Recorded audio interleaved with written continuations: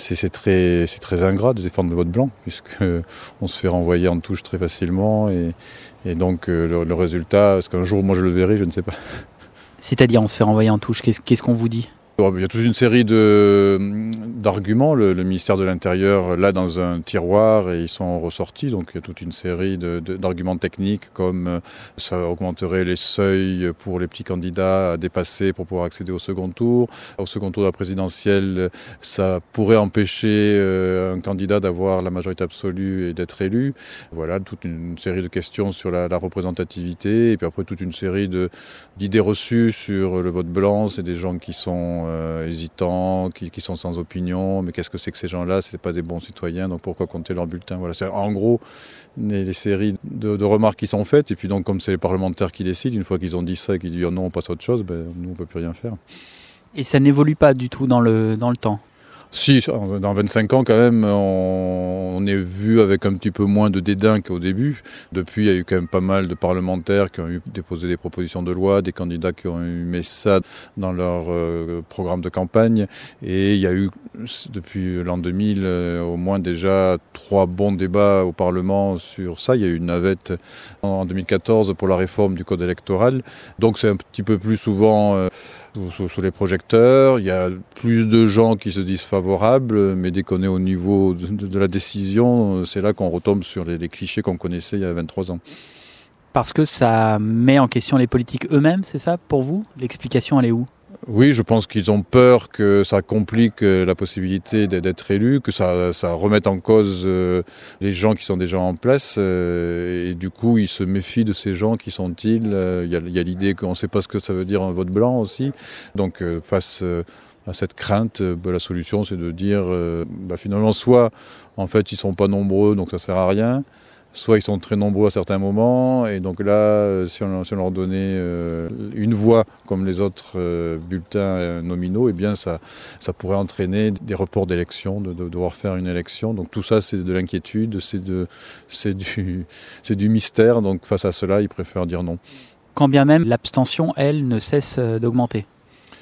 Oui, alors nous, on n'est pas dans l'idée que le vote blanc ferait baisser l'abstention comme ça. Si le vote blanc était un suffrage exprimé, l'abstention ne serait pas forcément plus basse d'un coup, parce qu'elle est quand même très forte, même là, aux présidentielles précédentes, où on dit que c'est l'élection qui attire quand même le plus de gens, elle est autour de 15%, c'est énorme. Le vote blanc, quand il est à 4-5%, c'est important. Donc pour un abstentionniste, il fait plus parler de lui en ne votant pas qu'en votant blanc. Donc ça donnerait aux citoyens le message qu'on lui fait confiance et que finalement on compte sur lui et que c'est lui qui a le pouvoir le jour de l'élection. Le fait de dire je peux refuser l'offre qui est présentée, les états-majors ont proposé ça, mais je peux ne pas être d'accord avec les états-majors. Ça serait un bon message qui permettrait de relancer l'approche des élections, l'espoir que l'on peut mettre dans une élection, le fait de se sentir entendu, mais de là à dire que ça ferait baisser tout de suite l'abstention, pour nous c'est un petit peu hâtif. Ce serait un non davantage citoyen que de s'abstenir ? C'est un message. Je suis contre l'idée que le vote blanc, c'est pas ce que ça veut dire. Un vote pour n'importe quel candidat, quand vous avez un second tour d'une présidentielle, Hollande, Sarkozy, il y a des millions de gens qui votent pour chacun d'eux. On ne sait pas pour qui ils ont voté. Si on savait pourquoi ils avaient voté pour tel candidat, on serait peut-être surpris de leur motivation.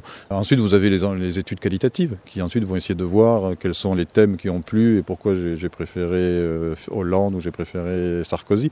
Donc le vote blanc, ça serait pareil. Donc c'est un message qui est envoyé. Donc au premier tour, c'est un message envoyé à son camp en disant je suis de tel parti, mais le candidat présenté n'est pas celui que j'aurais voulu, donc je peux le dire.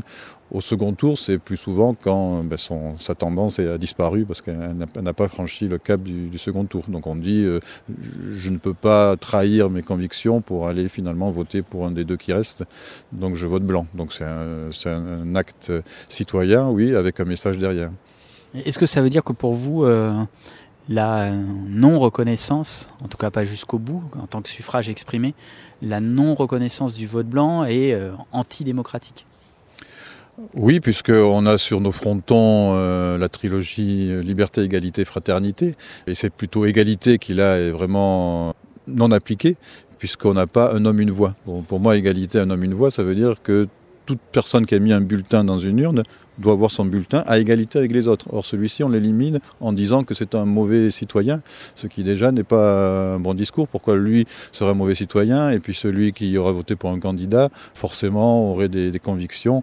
On a l'exemple en 2007, quand François Bayrou avait dit qu'il avait voté blanc au second tour.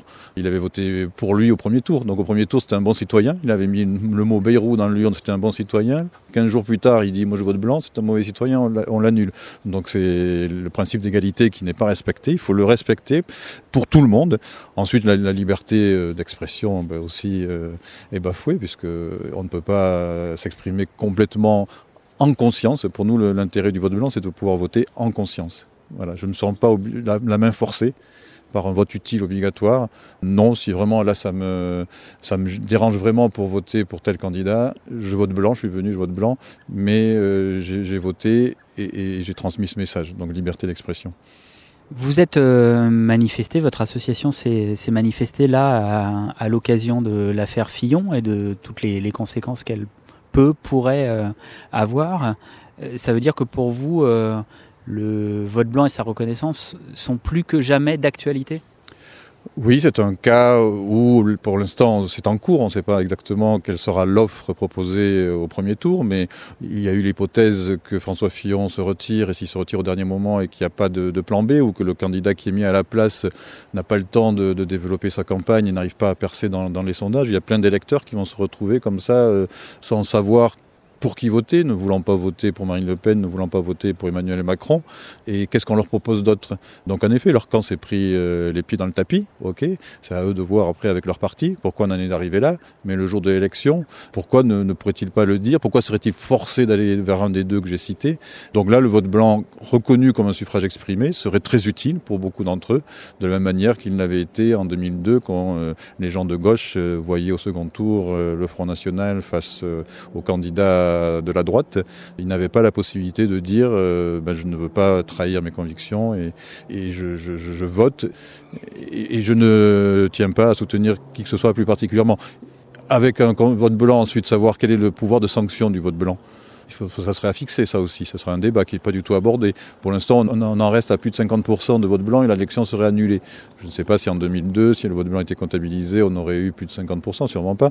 Mais déjà, on aurait eu un score qui aurait plus reflété la réalité que celui qu'on a eu, 82-18%, et qui a fait qu'on a eu 5 ans ensuite qui n'ont pas marché parce que c'était une fausse légitimité. Et est-ce que par rapport au contexte actuel, donc à cette présidentielle, vous avez de plus en plus de gens qui vous contactent, vous questionnent, s'interrogent par rapport au vote blanc ?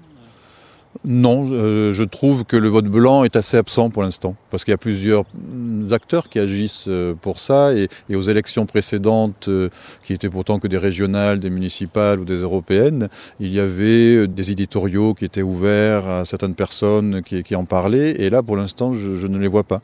C'est-à-dire nous-mêmes, on ne court pas après pour nous faire parler du vote blanc, mais même ceux qui avaient l'habitude d'avoir des colonnes ouvertes, pour l'instant je ne les vois pas. Mais on pourrait se dire qu'avec tout ce maelstrom, cette campagne qui va à une vitesse inédite, le vote blanc arriverait un peu comme un recours en quelque sorte ? On pouvait penser il y a 2 ans que le 2017 serait vraiment l'élection pour le vote blanc, parce qu'on s'imaginait qu'on aurait comme candidat François Hollande, Nicolas Sarkozy et Marine Le Pen. On se disait que ça va être exactement les 3 mêmes que la fois précédente, donc les gens vont dire non. Puis finalement, les surprises sont arrivées et il y a pas mal de candidats nouveaux et il reste encore à désigner certains. Et que pensez-vous de candidats comme Benoît Hamon ou Nicolas Dupont-Aignan qui intègrent à leur programme la reconnaissance du vote blanc ? Alors il faut être sûr, parce qu'il y a souvent, malheureusement pour nous, vote blanc et vote obligatoire. Il faudrait voir avec Nicolas Dupont-Aignan où il en est exactement de ce côté-là, s'il n'a pas toujours le vote obligatoire qui suit, parce que pour nous, ça tue le vote blanc, le vote obligatoire. Ce qui est intéressant pour le vote blanc, c'est que la personne n'était pas obligée d'y aller. Et elle s'est quand même déplacée pour voter blanc. S'il y a le vote obligatoire, on va dire que la personne n'avait pas envie d'y aller, mais comme elle ne voulait pas payer une amende, j'y vais et je vote blanc. Donc on va dire que ça va décrédibiliser le vote blanc. En revanche, Benoît Hamon, lui, il a vraiment que le vote blanc avec l'idée d'annulation d'un vote, sauf que nous, ce qui nous interroge, c'est que pendant la primaire, il a dit si je suis élu, j'organiserai un référendum sur ça, plus le 49.3 citoyen, plus le vote des étrangers, au second tour des législatives. Et là, on est déjà quand même à 50 jours du premier tour. Et on aimerait bien qu'il développe, parce que ça va être très vite. S'il est élu, c'est quelques semaines après, donc il faudrait que le débat commence. Or, pour l'instant, le candidat n'en parle pas, n'essaie pas de faire des faits médiatiques comme il avait fait pour le revenu minimum universel.